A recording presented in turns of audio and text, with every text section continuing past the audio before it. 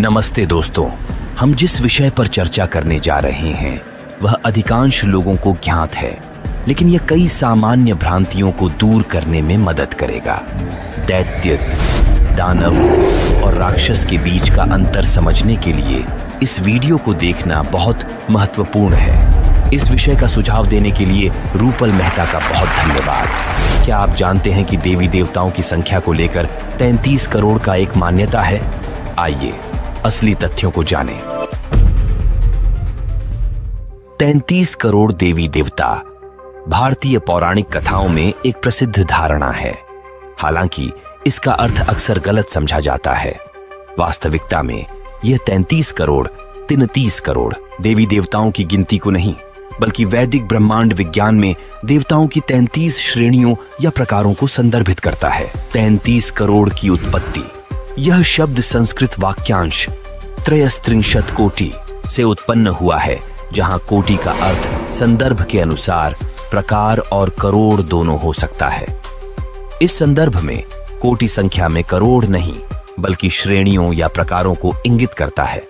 इस प्रकार 33 प्रकार के देवी देवताओं का उल्लेख किया गया है, जैसा कि बृहदारण्यक उपनिषद, शतपथ ब्राह्मण और ऋग्वेद जैसे ग्रंथों में वर्णित है।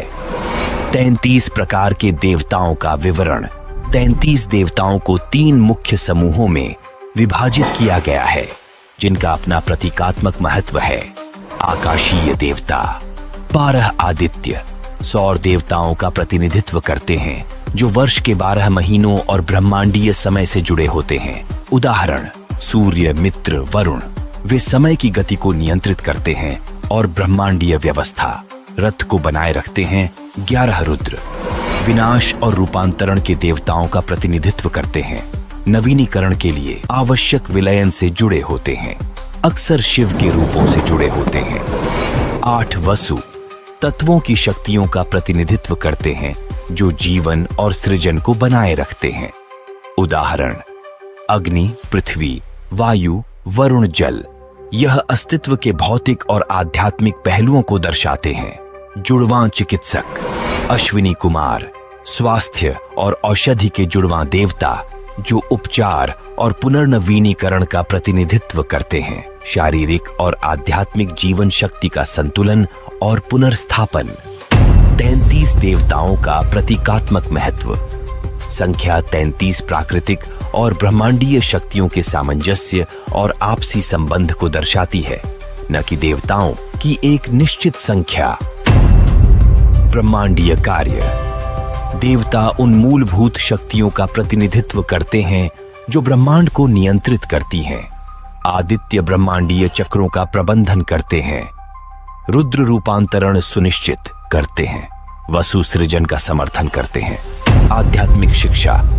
ये देवता मानव जीवन के पहलुओं का प्रतीक है, जैसे समय, रूपांतरण और पोषण, और मनुष्यों को प्रकृति के साथ सामंजस्यपूर्ण जीवन जीने का आग्रह करते हैं। 33 करोड़ का गलत अर्थ। बाद के समयों में कोटि को करोड़ के रूप में समझने का अर्थ विकसित हुआ, शायद भाषाई बदलावों के कारण। इससे 330 मिलियन देवताओं का विचार उत्पन्न हुआ, जबकि भारतीय पुराण अनगिनत दिव्य रूपों से समृद्ध हैं। 33 करोड़ देवताओं का विचार वैदिक अर्थों में सही नहीं है। हिंदू धर्म दिव्यता को अनंत और जीवन के सभी रूपों में विद्यमान मानता है, इसलिए यह दिव्य की सर्वव्याप्तता में विश्वास को भी दर्शा सकता है। दर्शन शास्त्रिक दृष्टिकोण। 33 देवताओं की अवधारणा पर विचार करने के लिए निम्नलिखित पहलू हैं। विविधता में एकता। दिव्यता अनगिनत रूपों में प्रकट होती है, सभी आपस में जुड़े हुए हैं। संख्या 33 का प्रतीकवाद। संख्या शास्त्र में 33 सामंजस्य, संतुलन और आध्यात्मिक विकास को दर्शाता है। यह भौतिक, वसु, कालिक, आदित्य और रूपांतरण रुद्र शक्तियों के आपसी संबंध को दर्शाता है। सृजन, संरक्षण और विनाश का शाश्वत चक्र। 33 देवताओं का आपसी संबंध ब्रह्मांड में जन्म, जीवन और पुनर्जन्म के निरंतर चक्र को दर्शाता है। ग्रंथों में संदर्भ। ऋग्वेद त्रयस्त्रिंशत् देवासा। अर्थ 3 और 30 देवता हैं। बृहदारण्यक उपनिषद 12 आदित्या, 11 रुद्रा अष्टवसव अश्विनौ द्वौ अर्थ 12 आदित्य, 11 रुद्र, 8 वसु और 2 अश्विनी कुमार 33 देवताओं का गठन करते हैं। आधुनिक प्रासंगिकता। 33 देवताओं की श्रेणियों का विचार निम्नलिखित को महत्व देता है। प्राकृतिक संसार में संतुलन और सामंजस्य का महत्व, सभी शक्तियों, मानव और दिव्य के आपसी संबंध का सम्मान, यह याद दिलाना कि दिव्यता जीवन के हर तत्व और पहलू में विद्यमान है। भारतीय पौराणिक कथाओं में राक्षस, दैत्य और दानवों की कहानियां देवी देवताओं के साथ गहराई से जुड़ी हुई हैं। पर सवाल उठता है, कुल कितने राक्षस, दैत्य और दानव हुए? यह समझने के लिए हमें इन प्राचीन कहानियों की उत्पत्ति और गहराई में जाना होगा। क्या इन संख्याओं का वास्तविक अर्थ मात्र संख्या तक सीमित है, या ये किसी गहरे प्रतीकात्मक सत्य को प्रकट करती है? राक्षसों का वर्णन भारतीय शास्त्रों में अत्यंत विस्तृत रूप से किया गया है। वे किसी समय दिव्य वंशज थे, लेकिन उनके कर्म उन्हें अधर्म के मार्ग पर ले गए। राक्षस अनियंत्रित इच्छाओं, अज्ञानता और अधार्मिकता का प्रतिनिधित्व करते हैं। अपनी क्रूरता के बावजूद उनका उत्पत्ति दिव्य से गहरे रूप से जुड़ी हुई है। यह दर्शाता है कि नकारात्मक शक्तियां भी ब्रह्मांडीय संतुलन का हिस्सा होती हैं। रामायण और विष्णु पुराण के अनुसार राक्षस पुलस्त्य ऋषि की वंश परंपरा से उत्पन्न हुए थे। रावण, कुंभकर्ण और शूर्पणखा राक्षसों के सबसे प्रसिद्ध उदाहरण हैं। तथा पुलस्त्यस्य पथि राक्षसाः सन्तु ते सदा। रामायण बालकांड। पुलस्त्य के वंश से राक्षस उत्पन्न हुए। राक्षसा भूत संघाश्च यक्ष गंधर्व राक्षसा। महाभारत। आदि पर्व। राक्षस ब्रह्मांडीय शक्तियों से उत्पन्न होते हैं और आकाशीय पदानुक्रम का हिस्सा होते हैं। धर्मम चरन्ति राक्षसाः स्वप्रवृत्त्या तथान्यथा। वाल्मीकि रामायण अरण्यकांड। अर्थ, राक्षस अपने ही मार्ग का अनुसरण करते हैं जो अक्सर धर्म से भटक जाता है। रावण अहंकार और अनियंत्रित महत्वाकांक्षा से भ्रष्ट ज्ञान का प्रतिनिधित्व करते हैं। शिव के प्रति अपनी भक्ति के बावजूद उनका घमंड उनकी पराजय का कारण बना। कुंभकर्ण अनियंत्रित इच्छाओं का प्रतीक है जो ज्ञान को भी छाया में डाल सकती हैं। शूर्पणखा अविवेकपूर्ण भावनाओं और आवेगी क्रियाओं के खतरों को दर्शाती है।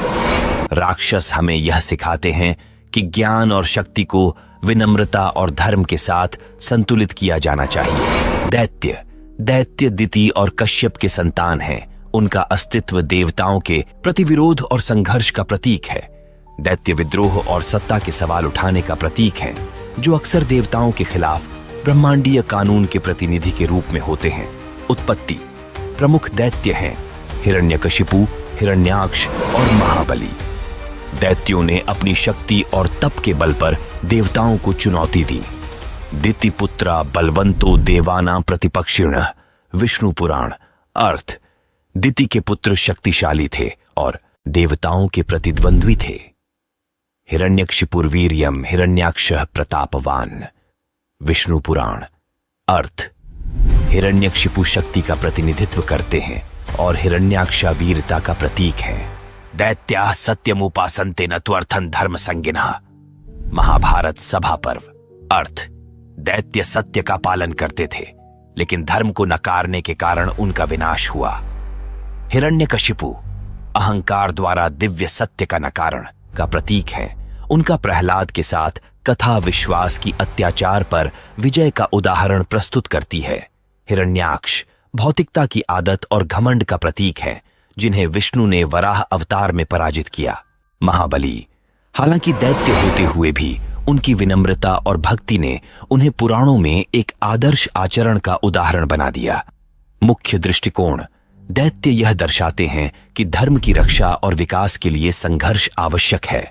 देवताओं के प्रति उनका विरोध अक्सर दिव्य हस्तक्षेप को प्रेरित करता है, जिससे ब्रह्मांडीय व्यवस्था बहाल होती है। दानव दानु और कश्यप की संतानें हैं। इन्हें मायावी शक्तियों और चालाकी के लिए जाना जाता है। उत्पत्ति। प्रसिद्ध दानव शंबर और विप्रचित्ति। उनकी कथा उनकी अद्वितीय शक्तियों और मायावी कौशल को दर्शाती है। दानवाः तु विशेषेण माया युक्ताः प्रदर्शिताः महाभारत। अर्थ, दानवों को विशेष रूप से मायावी रूप में दिखाया गया है। दानव माया, भ्रम, छल और मानव मन की जटिलताओं का प्रतिनिधित्व करते हैं। दानवा माया युक्ता प्रवृत्ता कर्मणा फले महाभारत आदि पर्व। अर्थ, दानव जो माया में निपुण थे अपने कर्मों के फलों की ओर देखकर कार्य करते थे। दानवाः स्वगुणैर्नष्टाः सद्गुणेषु सदा द्विष्य ऋग्वेद। दानव अपने दोषों द्वारा नष्ट हो गए, हालांकि वे सद्गुणों से सदैव द्वेष करते थे। शंबर, माया के गुरु जो छल और धोखे की शक्ति का प्रतीक हैं, लेकिन अंततः सद्गुण और रणनीति से पराजित हो जाते हैं। विप्रचित्ति, अनियंत्रित महत्वाकांक्षा और शक्ति के दुरुपयोग का प्रतीक है। दानवों की कथाएं हमें यह सिखाती हैं कि माया और छल से अस्थायी विजय प्राप्त की जा सकती है, लेकिन वे अंततः पतन का कारण बनते हैं। दैवीय और राक्षसी प्राणियों के बीच दार्शनिक तुलना। राक्षसी और दैवीय प्राणी दोनों का उत्पत्ति एक ही ब्रह्मांडीय स्रोत कश्यप से हुआ है।